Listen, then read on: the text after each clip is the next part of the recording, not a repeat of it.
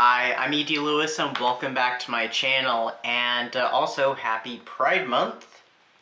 You guys won't really be able to see it, but I do have my light setting to actually rainbow colors. Not that you can tell. You might be able to see it in my glasses. Yeah, oh well. So, I'm like, I put it on that and I'm like, nobody's gonna be able to see that, but you know, who knows. Oh well. Anyway, happy Pride Month, and today I'm going to bring you some recommendations.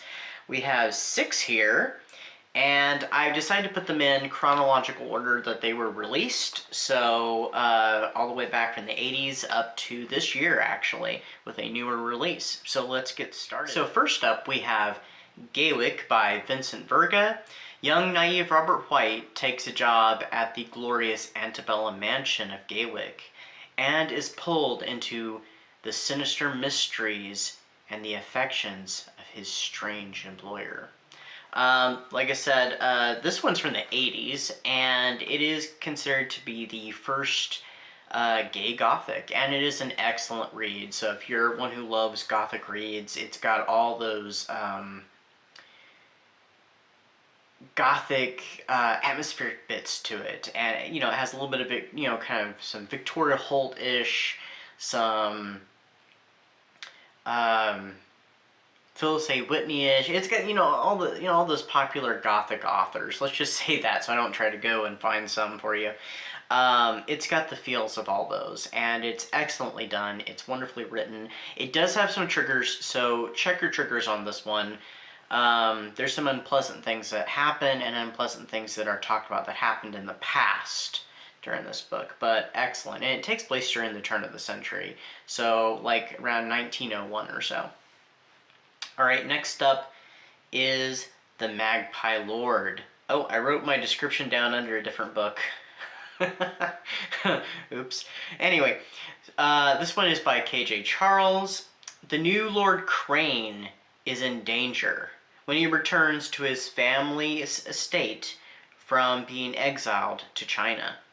Judiciary, I always have trouble saying that word, judiciary, Stephen Day is the only man who can keep the spells threatening Lord Crane's life at bay. Hatred from the past turns to passion in this kind of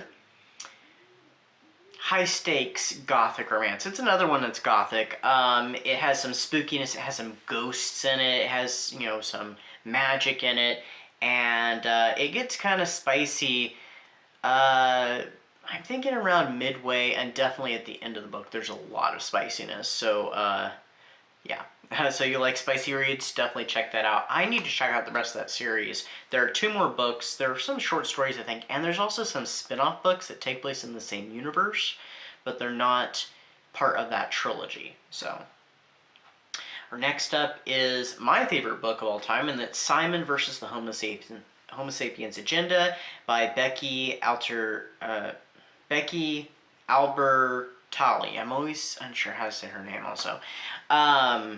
So this one is the story about Simon Spear, and Simon has a secret, and soon he kind of ends up becoming a pen pal, not in the traditional sense of a pen pal within his own school, to another boy by the name of Blue.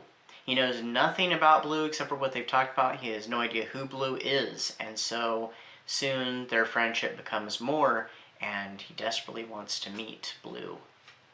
So it's a sweet and romantic story, and it's a really good book.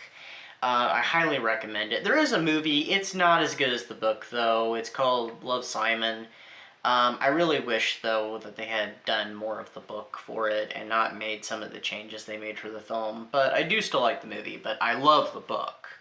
Next up is Red, White, and Royal Blue by Casey McQuiston.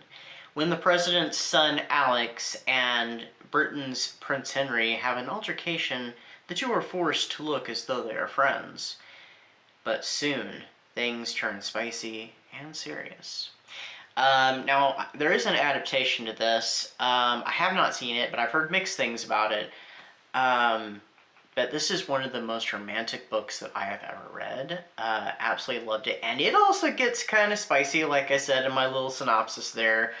And there's a lot of drama, and these characters, you get to know them really well. It's wonderfully written. I'd highly recommend this book. Now we have two more, and I would say these next two have triggers, so definitely check them. And that is The Wife in the Attic by Rose Lerner. This one, I'm not going to tell you too much about it. I've done a review of this one. I have a few of these, actually. This one is a retelling, a reimagining of one of my favorite Gothic novels, well, actually my favorite Gothic novel of all time, and that is Jane Eyre. It's set, I can't remember the exact setting, but I'm thinking it's close to around the same time as Gaywyck, actually. I think it's around the turn of the century or so. Maybe it's in the late 1800s. But anyway, it is a retelling of Jane Eyre, except for this time our governess falls in love with the quote-unquote Bertha character. So the quote-unquote, where the mad wife in the attic comes from, is from Jane Eyre. So falls in love with her, and there is, like I said, there's some triggers with this. There's some racism that is dealt with, having to do with the main character as well as the Bertha character. And there's also a few little other things that go on that would call into consideration of some triggers. So look it up, but it's an excellent book. It's well written. It's just really good. I cannot recommend it enough. And finally, we have The Book of Thorns by Hester Fox, which came out not too long ago this year. Cornelia and Lisbeth, two women with mysterious gifts, living completely different lives, are on a collision course during the violent and uncertain times of Napoleon's return. Cornelia traveling along with the French military, Lisbeth in Brussels as a maid. The two find love on their journey, as well as heartbreak and danger. Now, these two characters of Cornelia and Lisbeth are not the love interests of one another. They are actually sisters, which it's revealed on the back of the book, so that's not really a spoiler. But this is a rather interesting book. This was actually part of the Haunted Victorian book club. It was the book for April, which is hosted and created by Elizabeth Sagewood. So if you are not subscribed to her channel, please check out her channel. Please subscribe, like her videos, comment. She has excellent reading tastes. And this was the book, like I said, for April. The book's not perfect, but I really enjoyed it, and it had some unique features. It features witchcraft, and different kind of witchcraft, because this is revolved around flowers, communication with flowers, hearing flowers, and also calling upon flowers to do certain things. And how they do so differs between the two sisters. But it's an interesting book, and I would definitely recommend it. I would definitely recommend checking out all these books, and I've tried to remain fairly vague with all of them, because I don't want to give too much away.